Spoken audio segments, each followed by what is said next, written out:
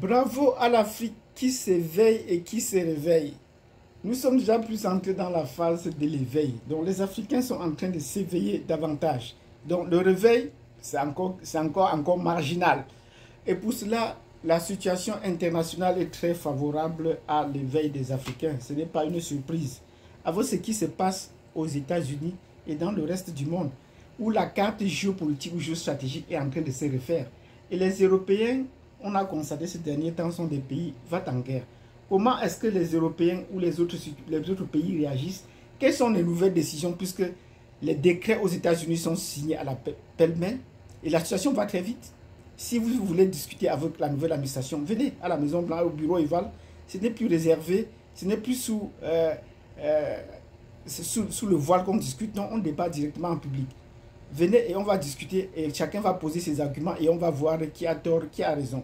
Donc, si vous voulez savoir ce qui s'est passé sur le plan international, aux États-Unis notamment, qui est le centre de départ de cette actualité, mettez-nous des pouces, abonnez-vous si vous n'êtes pas encore abonné, cliquez sur la notification et nous entrons dans le vif du sujet. Depuis la nouvelle administration Trump, c'est très important, c'est un pas dans l'histoire globale en général. Oui, c'est un pas. C'est un pas qui sera marqué du saut pour des millénaires, encore pour ces millénaires. Et quand nous parlons de millénaires, nous parlons également de l'ère du Verseau sur le plan spirituel. Qu'est-ce que l'ère du Verseau? Si vous voulez en savoir plus, laissez-nous des commentaires. Là, sur l'ère du Verseau, nous avons dit. Mais pour avoir fait les études d'histoire, je comprends qu'une ère historique sur le plan historique, parce que quand je parle de l'ère A-I-R-E, c'est l'ère géographique, c'est trait à la géographie, c'est l'espace. Mais quand je parle de ère, E accent grave R-E, ça a trait au temps, à l'histoire. Donc une ère historique liée au temps est une période qui court environ 2145 ans.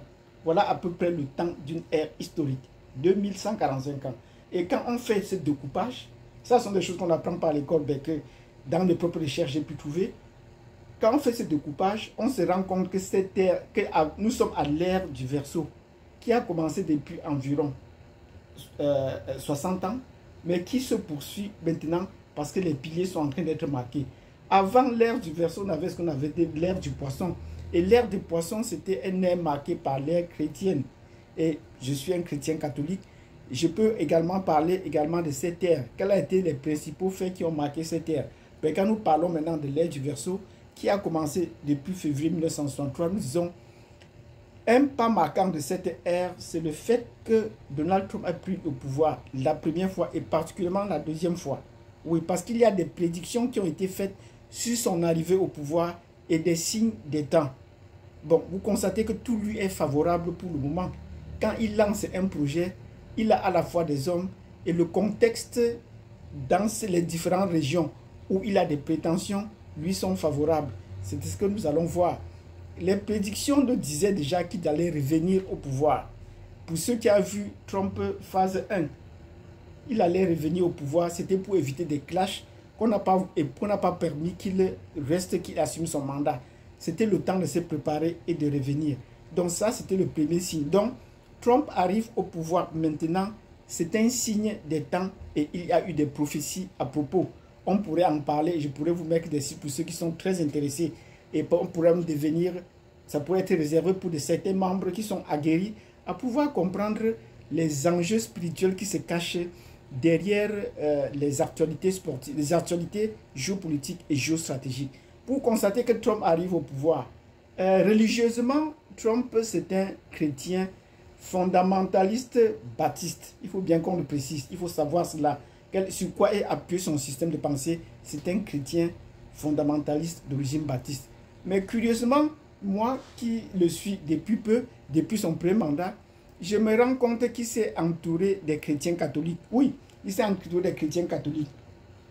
Autour de lui, vous avez son secrétaire d'État aux affaires étrangères, c'est un catholique.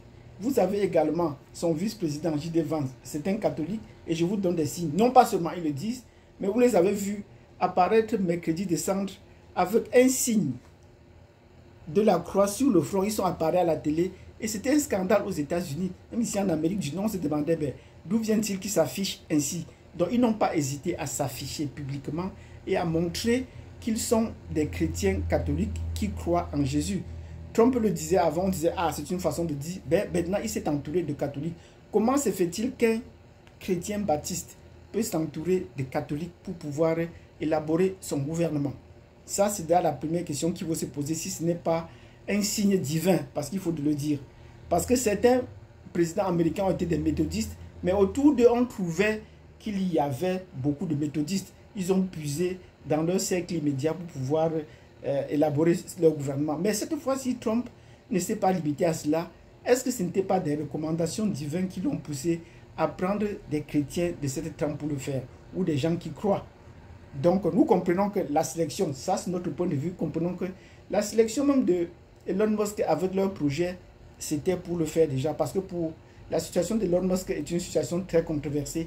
Mais je me rappelle de certaines vidéos dans la phase de Trump où on disait qu'il avait à purger les marais et que pour purger les marais, il faut entièrement vider l'eau.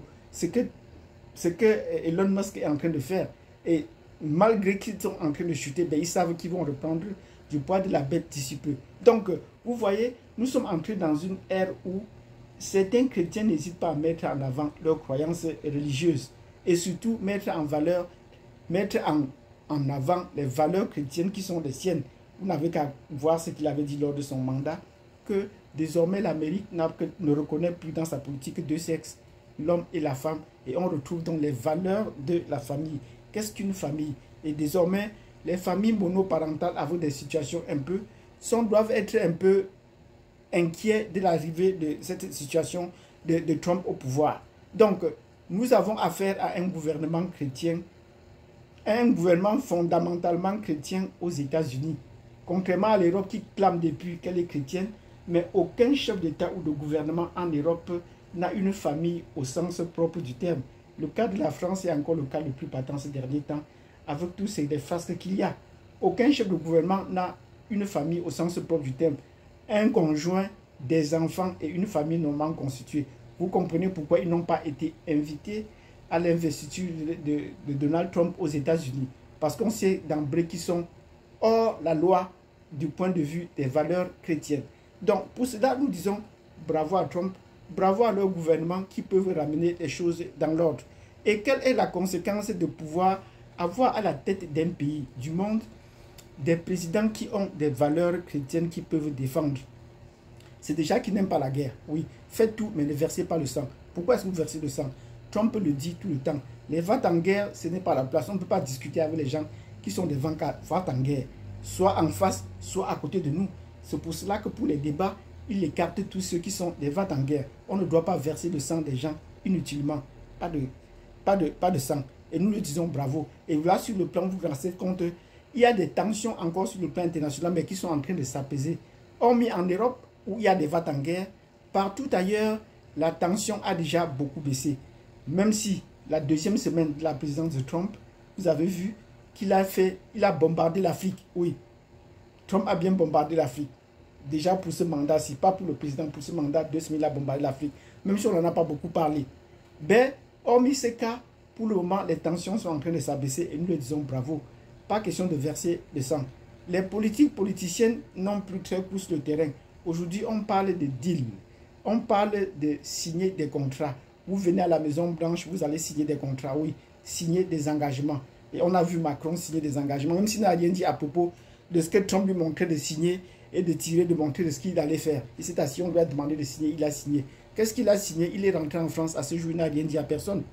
Pourquoi est-ce qu'il signait? Ben, nous pensons que ce n'est pas lié à cela. Ben, il est rentré CB à faire beaucoup de bruit. Donc nous disons bravo à l'administration Trump, qui est une administration de paix déjà au niveau global dans le monde. Nous le disons bravo pour cela, parce que là, au moins, on va retrouver la paix. Partout ailleurs où il a proposé qu'il devait avoir des conquêtes, les conquêtes devaient se faire de façon en douce, sur le plan économique, sur le plan financier, mais également ces conquêtes devaient passer à la force. Ce serait vraiment le cas extrême. Donc nous disons bravo à l'administration, la nouvelle administration américaine, nous disons bravo, parce que ça permet que l'Afrique peut se développer dans ce sillage-là, peut prendre maintenant ses propres initiatives. L'Europe étant occupée, ils sont en train de s'occuper de l'Europe. Macron, vous voyez dans les derniers discours de Macron, Macron n'a plus parlé de l'Afrique. Effectivement, parce qu'ils ont beaucoup à faire, puisqu'il est maintenant considéré comme un chef de guerre, et il n'y a plus beaucoup de tensions de guerre qu'il a en Afrique. L'armée française n'a plus la possibilité de beaucoup faire des tensions de guerre en Afrique. Dans la prochaine vidéo, nous allons voir comment est-ce que l'Europe réagit face à tout ce qu'on est en train de... face à la rupture de tous ces réseaux dont l'Europe est en train de s'organiser. Et nous allons voir la première chose sur le boycott. L'Afrique devait déjà copier. Le boycott des Américains a déjà commencé en Europe. Il faudrait que les Africains se préparent également à boycotter, pas toute l'Europe, mais boycotter la France. Donc, si vous avez apprécié cette analyse, nous vous disons merci. Et en nous mettant des pouces, mettez-nous des pouces, cliquez sur la cloche de notification si vous n'êtes pas déjà. Abonnez-vous et nous vous donnons rendez-vous à la prochaine vidéo. Merci.